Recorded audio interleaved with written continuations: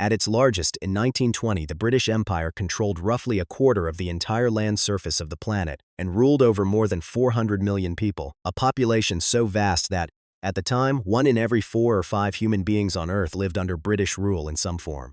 It was the largest empire in recorded history, larger than Rome, larger than the Mongols, larger than anything that came before has come since. It started as a small island nation with a modest navy and no clear plan for global domination. It ended, within living memory, as a diminished power that had granted independence to nearly all of it. This is the story of how that happened: the ambition, the violence, the wealth, the ideas, and the long, often painful unraveling that followed.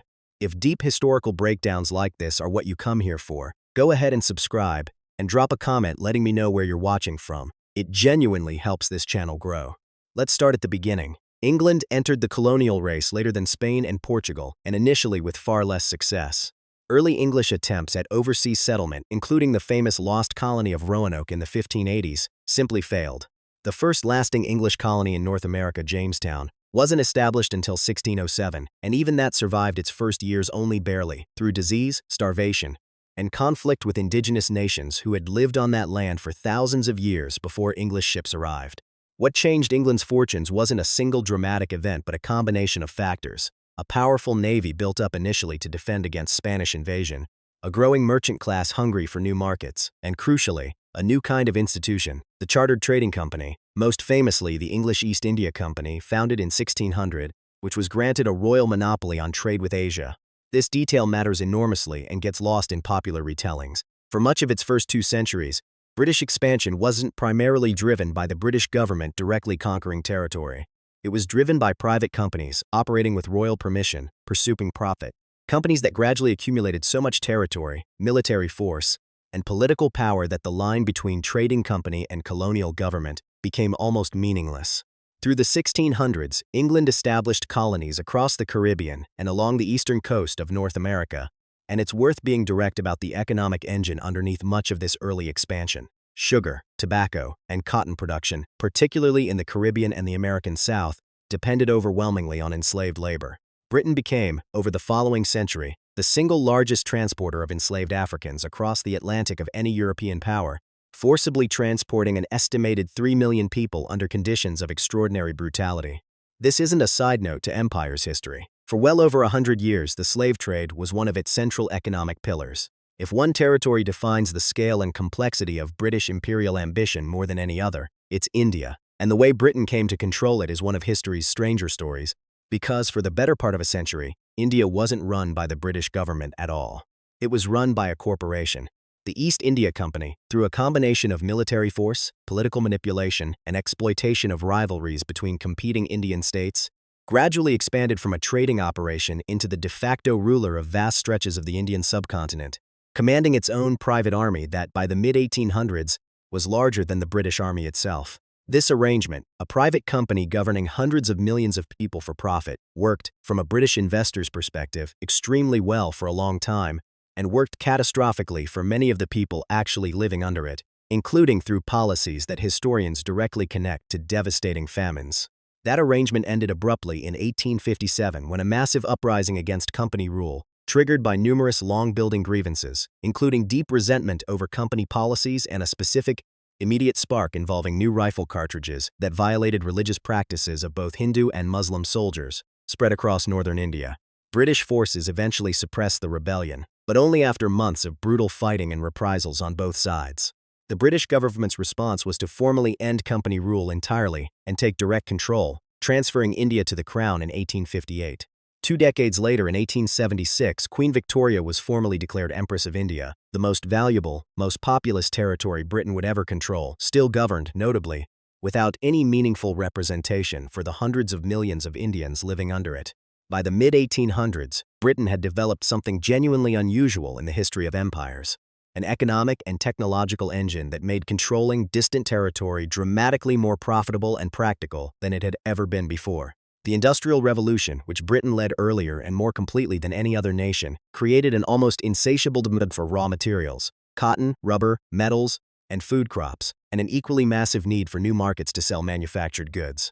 Colonies provided both. Steam-powered ships and later, railways and telegraph cables dramatically shrank the time it took to move troops, goods, and information across the empire. turning what had once been months-long, uncertain voyages into predictable, manageable logistics. British colonial administration typically relied heavily on a strategy historians call indirect rule. Rather than replacing every layer of local government, British administrators frequently worked through existing local rulers, elites, and power structures, governing through them rather than around them. This approach was cheaper and required far fewer British personnel. But it also frequently involved deliberately favoring certain ethnic, religious, or social groups over others to maintain control, creating or deepening divisions that, in numerous former colonies, contributed directly to conflicts that persisted long after British rule ended. By the late 1800s, this machinery turned toward Africa in what historians call the Scramble for Africa, an extraordinarily rapid period, roughly between 1881 and 1914, during which European powers, Britain prominent among them, carved up almost the entire African continent, drawing borders with little regard for existing ethnic, linguistic, or political boundaries. Britain came to control territory stretching from Cairo to Cape Town, along with West African colonies rich in resources including, again, a long and brutal history connected to the slave trade in earlier centuries. The famous ambition of a continuous British Cape to Cairo railway and telegraph line captures the scale of the imperial imagination at its peak. Even though that specific vision was never fully completed, any honest history of the British Empire has to reckon directly with its human cost, because the scale involved is genuinely difficult to overstate.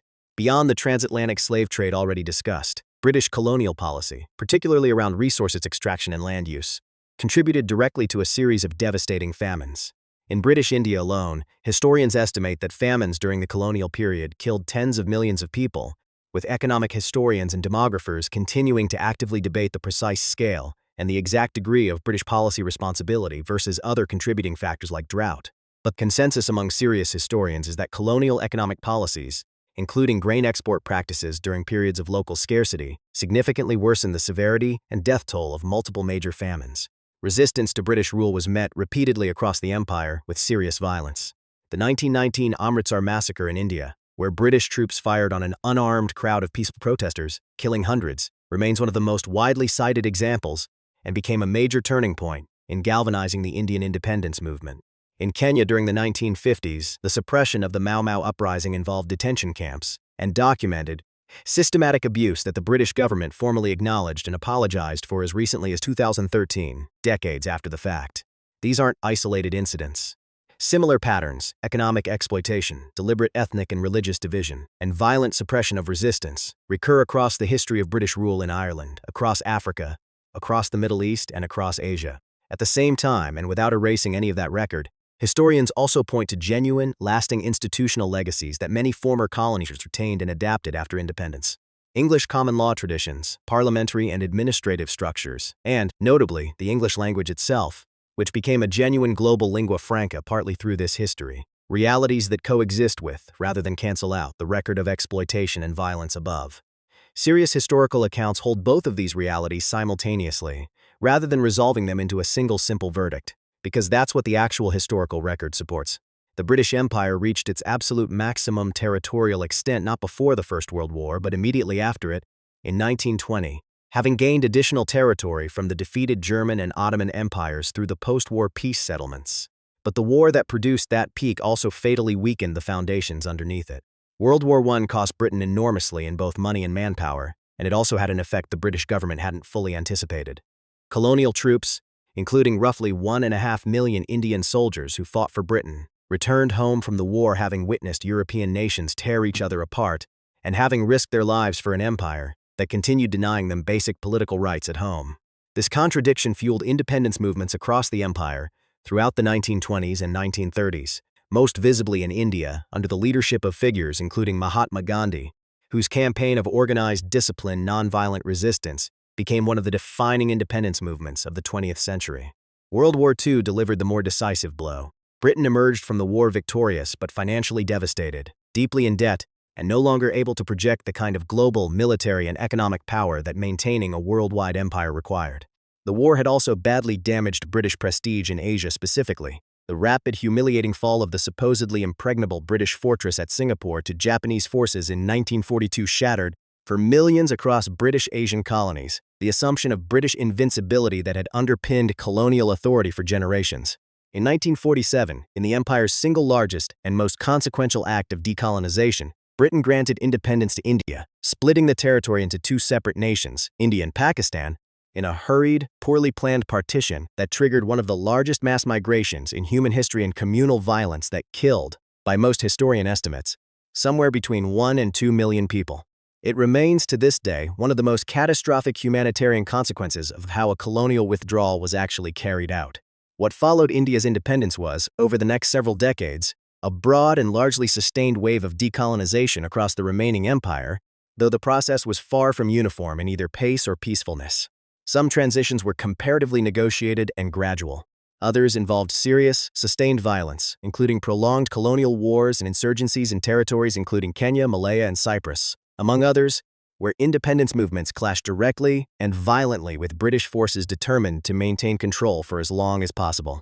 Britain formally granted independence to dozens of former colonies across Africa, Asia, and the Caribbean through the 1950s, 60s, and 70s, a process driven by a combination of factors. The practical, economic reality that maintaining a global empire was no longer financially sustainable for a diminished post-war Britain, increasingly organized and effective independence movements within the colonies themselves, and shifting international pressure, including from the newly powerful United States and from the United Nations, against colonialism as a legitimate form of governance in the post-war world. Out of this dissolution, Britain constructed something genuinely different from what came before.